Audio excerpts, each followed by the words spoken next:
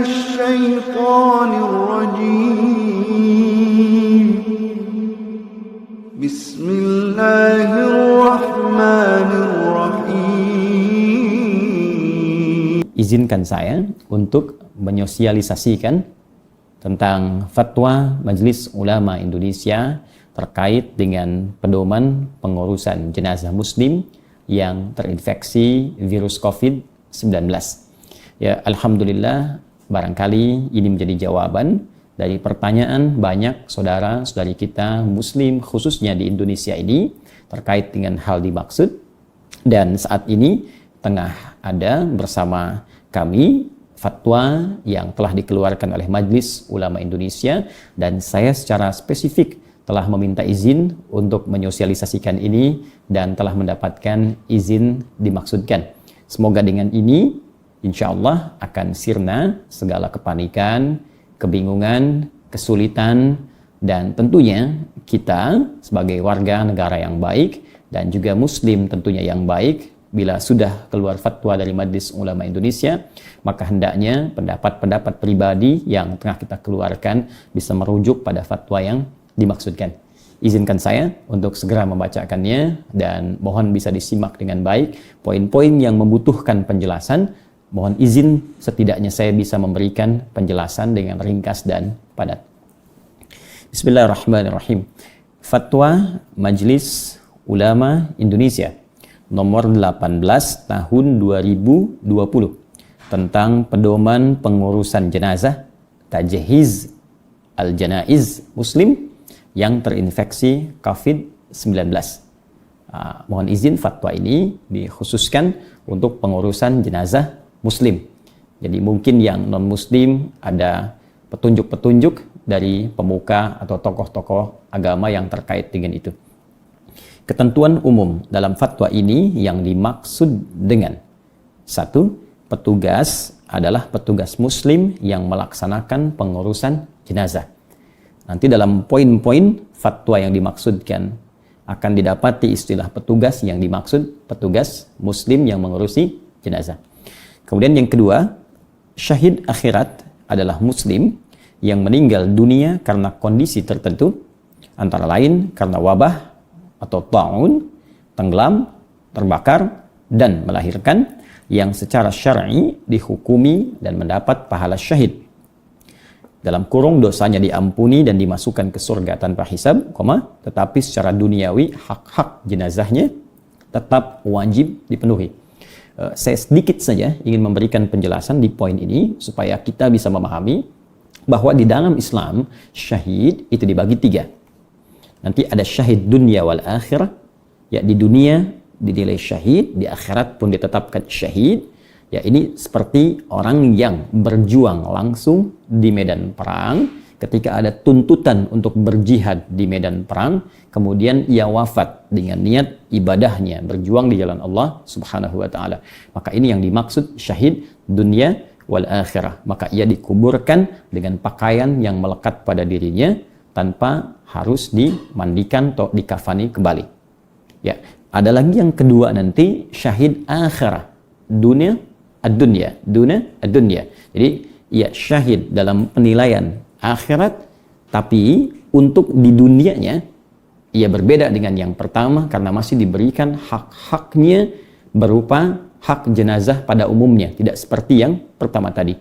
Jadi tetap ia dimandikan, tetap ia dikafani, tetap ia kemudian disolatkan seperti pada umumnya jenazah muslim yang lain, hanya statusnya syahid di hadapan Allah Subhanahu wa taala.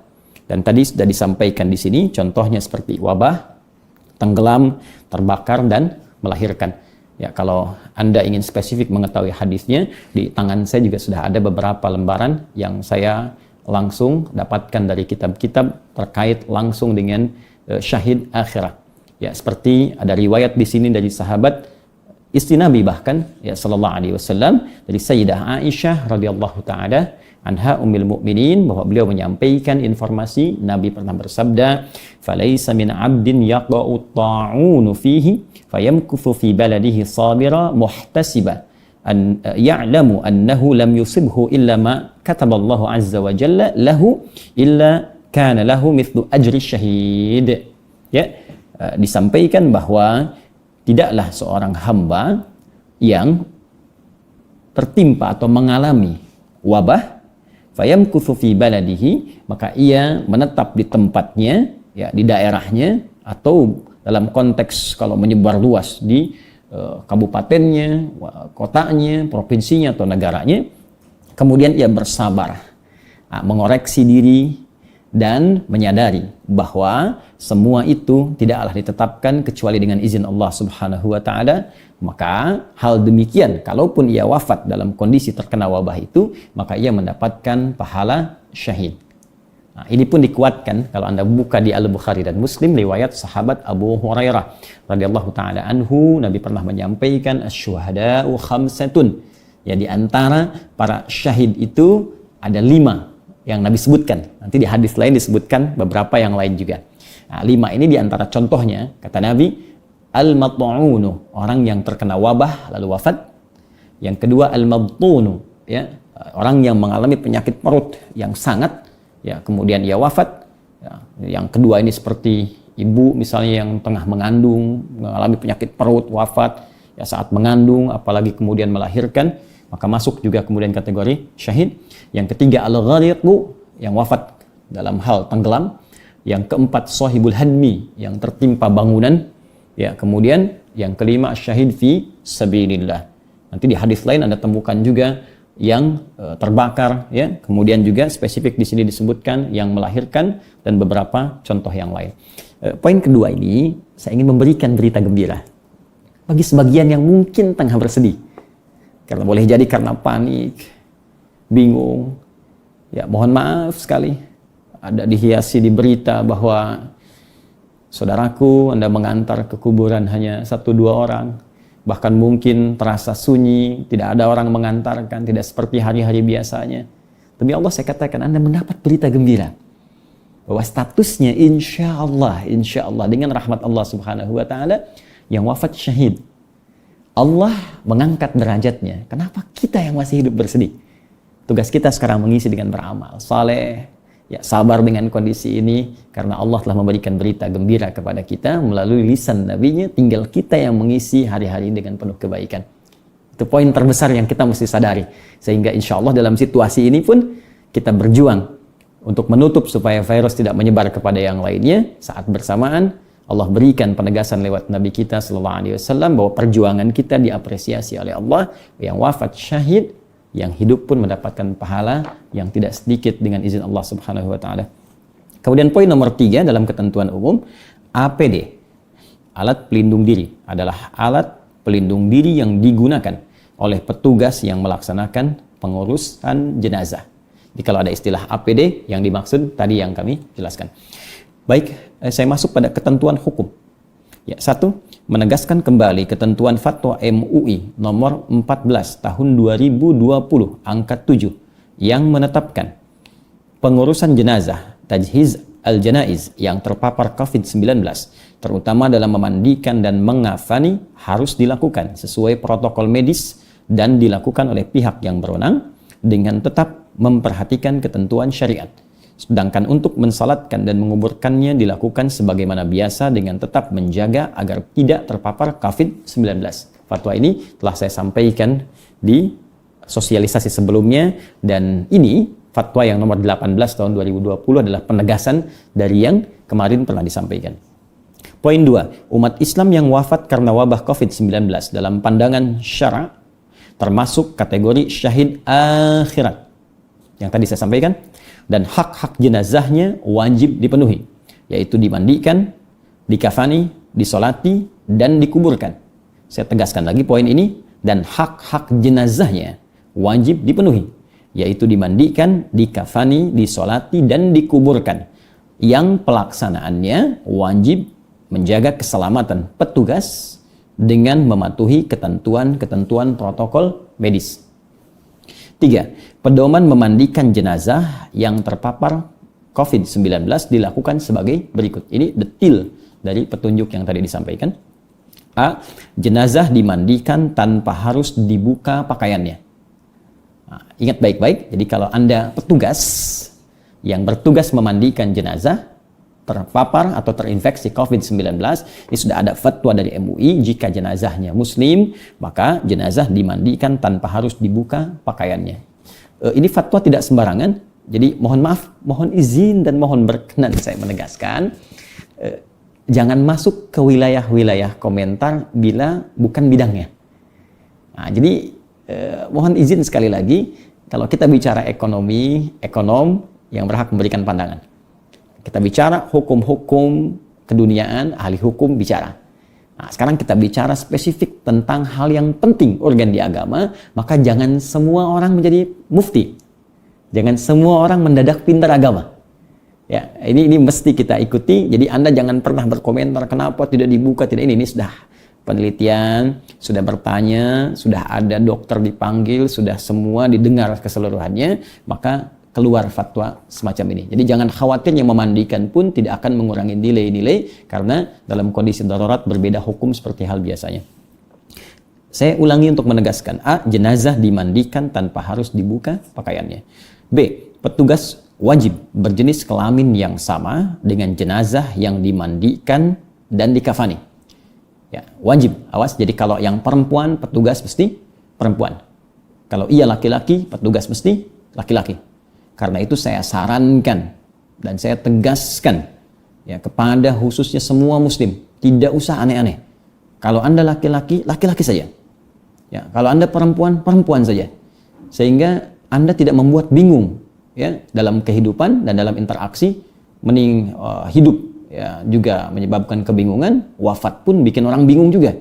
Ya, jadi kalau Anda laki-laki, nanti yang mengurus laki-laki, kalau Anda perempuan, yang mengurus perempuan. Jadi tolong dari sekarang, dan saya membantu mendoakan, kalau memang laki-laki cukup jadi laki-laki, perempuan cukup perempuan, sehingga saat wafat pun nanti yang mengurusi kemudian mudah dalam pelaksanaannya. C. Jika petugas yang memandikan tidak ada yang berjenis kelamin sama, maka dimandikan oleh petugas yang ada dengan syarat jenazah dimandikan tetap memakai pakaian. Jika tidak, maka ditayamumkan. Nah, jika memang tidak ada lagi yang lain-lain, ya, kemudian jenis kelaminnya tidak ada yang sama, maka di sini fatwa nomor C, dimandikan oleh petugas yang ada. Ya, tapi ini dalam kondisi yang sangat mendesak dan kondisi yang memang sangat tidak ada lagi, dan ini hampir sulit ditemui. Jadi kalau memang ada, jangan mencari-cari yang tidak ada, dan jangan menggunakan ya kondisi yang C ini jika yang B-nya masih ada. Ya, jika yang B-nya masih ada. Baik. Dan ingat, keterangan yang paling digarisbawahi atau harus kita perhatikan dengan betul bahwa jenazah dimandikan tetap memakai pakaian. Ya, jika tidak, maka ditayamumkan. Ya, maka jika tidak ditayamumkan. Mohon izin, di urutannya tetap memandikan dengan air seperti biasa. Jika kesulitan, maka tayamum. Ini sudah standar. Ya, mandikan kemudian tayamum. D. Petugas membersihkan najis jika ada sebelum memandikan. Nah, jika ada najis, kotoran atau apa, dibersihkan terlebih dahulu dengan standar protokol yang ketat tentunya, baru kemudian dimandikan. E. Petugas memandikan jenazah dengan cara mengucurkan air secara merata ke seluruh tubuh. Nah, jadi mohon izin, hanya dialirkan, dikucurkan. Ini sama persis dengan fatwa yang disampaikan di Al-Azhar. Ya, jadi mohon izin, maaf, tidak ada memijat, tidak ada yang lain, meminimalisir sentuhan dengan mayit ya yang telah wafat tadi. Cukup dialirkan air saja secara merata dari ujung atas sampai dengan bagian bawahnya. Baik. Kemudian F. Jika atas pertimbangan ahli yang terpercaya bahwa jenazah tidak mungkin dimandikan, maka dapat diganti dengan tayamum sesuai ketentuan syariah. Nah, ini kalau ada dari ahli medis yang sangat terpercaya, capable di bidangnya, dan memberikan pemahaman, edukasi kepada kita bahwa ini nggak mungkin dimandikan karena pertimbangan tertentu, maka langsung berpindah kepada opsi tayamum. Bagaimana caranya? 1. Mengusap wajah dan kedua tangan jenazah minimal sampai pergelangan dengan debu yang bersih tentunya. Ya, ini saya garis bawahi, debu yang bersih. Ya, jadi al-sa'idan thayyibah cukup diusapkan ke wajahnya, kemudian di tangan telapak minimal sampai pergelangan di sini. Ya, kanan kiri dicukupkan sampai dengan situ. 2, untuk kepentingan perlindungan diri pada saat mengusap, petugas tetap menggunakan APD, alat pelindung diri. Jadi tidak usah dibuka. Ya, cukup saja gunakan itu. Debu yang bersih bisa ditemukan dimanapun. Ya, ditempelkan debu yang bersih, bukan di tempat yang kotor bernajis, bukan itu. Cari tempat bersih, tempelkan di situ. Kemudian tayamumkan di wajah. Ya, setelah itu tempelkan kembali dan di telapak tangannya sampai pergelangan. Tangan ke pergelangan, telapak punggung pergelangan. Ya. Baik. Poin G, jika menurut pendapat ahli yang terpercaya bahwa memandikan atau menayamumkan tidak mungkin dilakukan karena membahayakan petugas, maka berdasarkan ketentuan darurat syariah, jenazah tidak dimandikan atau ditayamumkan. Ini pun pandangan sudah disepakati para ulama-ulama kita. Ini kalau sudah tidak memungkinkan dimandikan, ditayamumkan pun itu tidak bisa dikerjakan, maka dalam kondisi ini tidak perlu dimandikan, tidak juga ditayamumkan. Dan mohon sebesar-besarnya jangan samakan situasi saat ini yang tidak biasa dengan situasi yang biasa. Jadi jangan rasa yang berpikir di sini, ya kasihan mayit begini, kasihan, tidak. Justru ketika Anda tidak mengerjakan itu, Anda bisa berdosa karena aspek-aspek yang lainnya. Ya, jadi di sini pertimbangannya jelas pertimbangan darurat yang tidak sama dengan waktu-waktu atau keadaan biasa. Kemudian 4. Pedoman mengafani jenazah yang terpapar COVID-19 dilakukan sebagai berikut.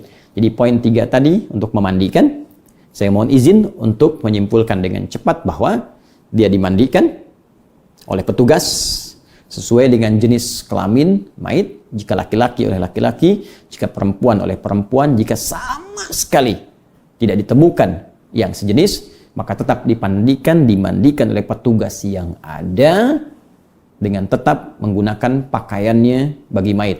Tidak dibuka, tetap gunakan pakaiannya dan petugas pun menggunakan alat pelindung diri. Kemudian memandikan cukup dengan mengalirkan air saja, ya, sehingga meminimalisir sentuhan kepada mayit. Dan yang terakhir, jika pun tidak ditemukan atau kesulitan menggunakan air berdasarkan keterangan ya dari pihak yang terpercaya secara medis, ya maka cukup ditayamumkan. Dan bila memang tak mungkin dimandikan juga beresiko bila ditayamumkan, maka tidak dimandikan dan tidak ditayamumkan. Mengafani, poin A.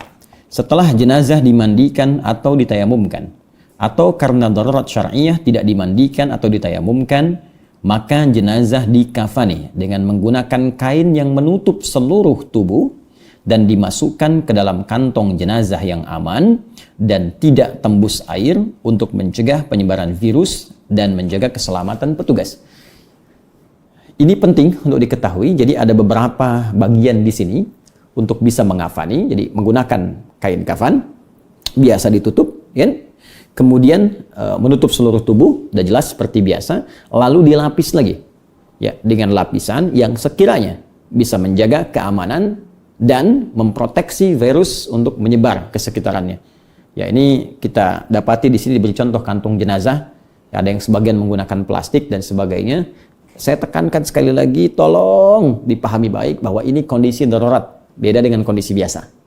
Ya, jadi jangan sampai kita menilai kasihan mayit padahal Allah telah mengangkatnya menjadi syahid, sementara kita sendiri berbuat salah dengan itu dan memberi peluang kepada orang lain untuk tertular misalnya, ya. Kemudian B, setelah pengafanan selesai, jenazah dimasukkan ke dalam peti jenazah yang tidak tembus air dan udara dengan dimiringkan ke kanan, sehingga saat dikuburkan jenazah menghadap ke arah kiblat. Jadi kalau memang dengan pelindung tadi yang telah menggunakan plastik atau sejenisnya atau kantung masih diduga ya khawatir belum aman bisa menyebar, maka berlaku yang poin B tadi. Ya, dia bisa dimasukkan ke dalam peti dengan posisinya miring ke kanan. Ya, jadi nanti begitu dimasukkan ke kuburnya itu posisi sudah menghadap ke arah kiblat. Ya, seketika dimiringkan. Nah, itu kalau memang kondisinya mesti ya dikhawatirkan kalau tidak dimasukkan peti bisa ada penyebaran. Kalau tidak maka cukup dalam kondisi yang pertama tadi, ya kemudian bisa dimasukkan ke dalam kuburnya dalam posisi yang dimiringkan ke kanan. Tapi kalau memang dalam kondisi itu khawatir saat dibawa, ya saat dipegang, maka MUI berpikir lebih panjang lagi dengan menyampaikan fatwa yang nomor B tadi, yaitu dimasukkan ke dalam peti, posisi miring ke kanan, sehingga masuk ke kuburnya sudah menghadap ke arah kiblat. C. Jika setelah dikafani masih ditemukan najis pada jenazah, maka petugas dapat mengabaikan najis tersebut. Nah, dianggap sudah ini kondisi darurat, sudah dikafani, ada najis lagi, itu bisa diabaikan. Ini petugas ya, petugas yang memandikan, mengafani telah selesai.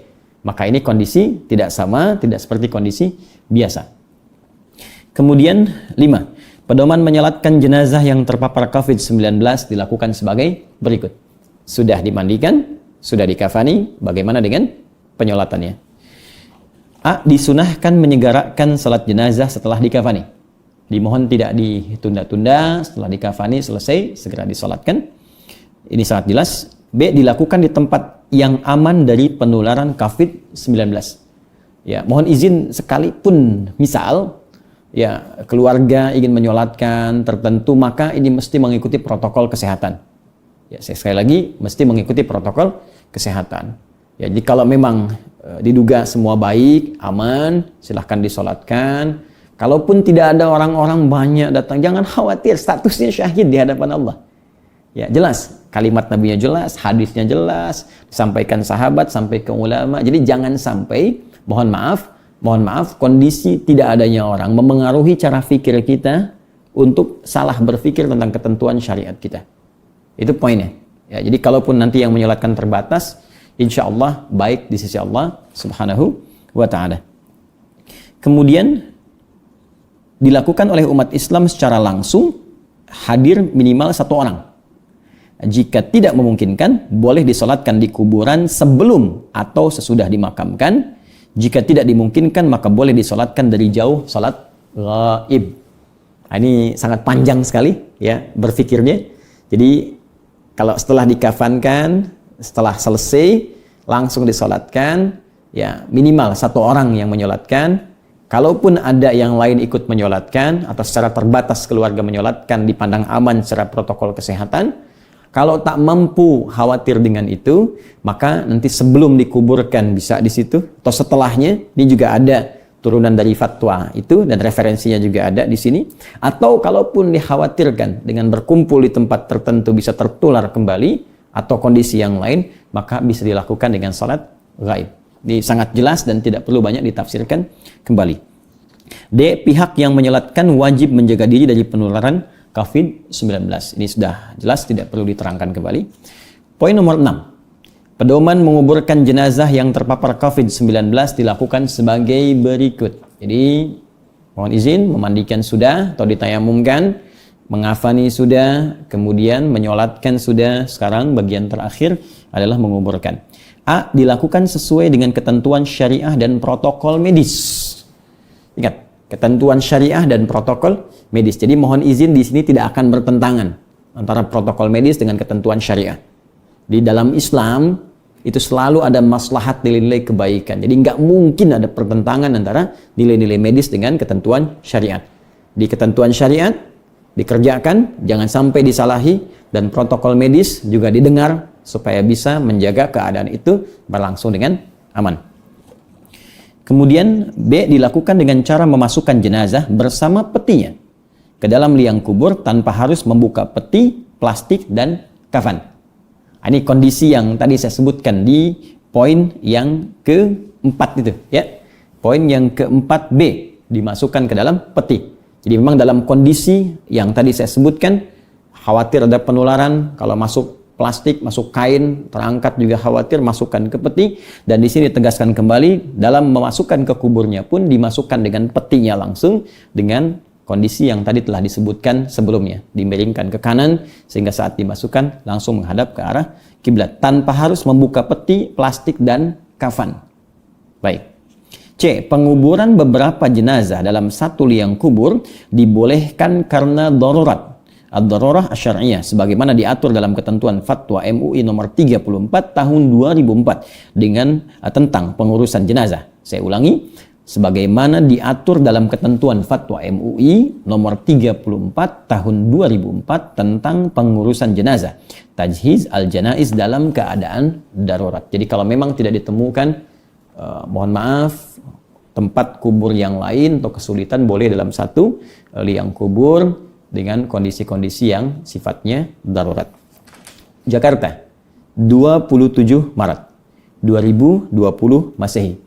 Majelis Ulama Indonesia, Komisi Fatwa, Ketua Profesor Dr. Haji Hasanuddin AF, Sekretaris Dr. Haji Muhammad Asrarun Ni'am Saleh MA, mengetahui Dewan Pimpinan Majelis Ulama Indonesia, Wakil Ketua Umum Kiai Haji Muhyiddin Junaidi MA, Sekretaris Jenderal Dr. Haji Anwar Abbas MMAG.